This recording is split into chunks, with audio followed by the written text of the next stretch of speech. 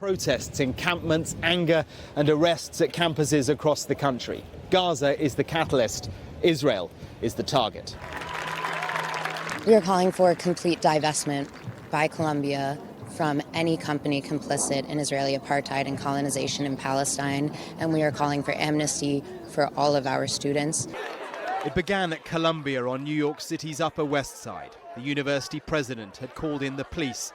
She'd concluded that the protesters, in a college with a proud history of protest, represented a clear and present danger to college life. Shame on you! They tried to clear the encampment.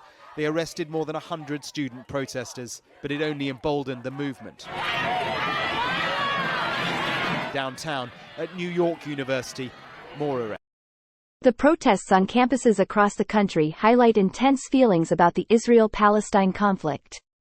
Do you support the call for divestment from companies linked to Israeli policies? What are your thoughts on the arrests and the response from university administrations? Share your perspectives below. Let's have a meaningful and respectful conversation. Join the discussion and comment now. Don't forget to subscribe, like and share this video.